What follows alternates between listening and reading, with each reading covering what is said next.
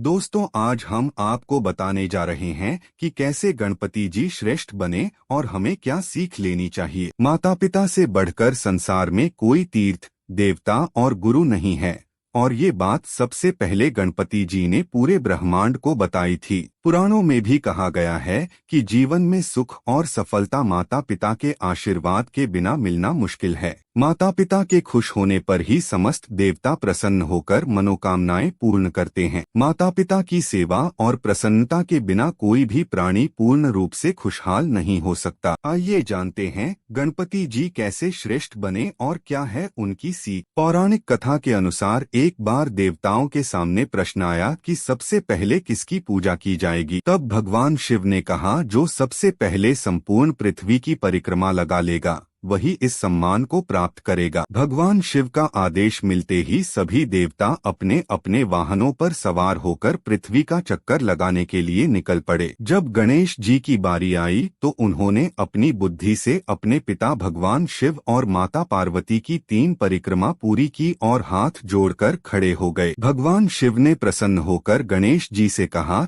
कि तुमसे बड़ा बुद्धिमान इस संसार में और कोई नहीं है। गणेश जी ने माता और पिता की 3 परिक्रमा की, जिसे तीनों लोकों की परिक्रमा के बराबर माना गया। कठिन से कठिन कार्य भी माता पिता की सेवा से पूर्ण हो जाते हैं। गणपति का परिवार देता एकता की सीख। सभी देवी देवताओं में गणपति जी ऐसे हैं जिनका परिवार सामूहिक रहता है, जिसमें माता पिता, भाई कार्तिकेय, गणपति की पत्नी रिद्धि सिद्धि और 2 पुत्र शुभ लाभ साथ रहते हैं। गणपति जी माता पिता को श्रेष्ठ मानते हैं। वो बताते हैं कि जब इंसान अकेला होता है तो छोटी से छोटी चुनौतियों से भी घबरा जाता है, लेकिन परिवार साथ हो तो बड़े से बड़ा संकट भी झेल जाता है। गणपति सीख देते हैं कि एकता में ही ताकत है। माता पिता के निर्देश का पालन सर्वोपरि। गणेश जी अपना हर कार्य ईमानदारी और पूरी लगन के साथ संपन्न करते थे। माता पिता का आदेश को पूरा करना उनके लिए सर्वोपरि होता था। एक बार की बात है, भोलेनाथ को पूर्णिमा पर यज्ञ का आयोजन करना था,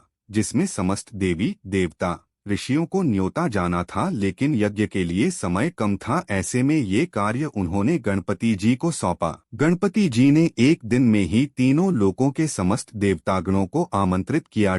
जब शिव जी ने पूछा कि ये कठिन कार्य एक दिन में कैसे पूरा हुआ, तो गणपति ने बताया कि उन्होंने शिव के मंत्रों से हवन किया और हर मंत्र के बाद एक एक देवताओं को आमंत्रण लिखते गए। गणपति ने कहा, जब भोलेनाथ में ही सारे देवता ऋषि समाहित हैं, ऐसे में उन्हें निमंत्रण देने से सारे देवताओं को आमंत्रण पहुंच गया।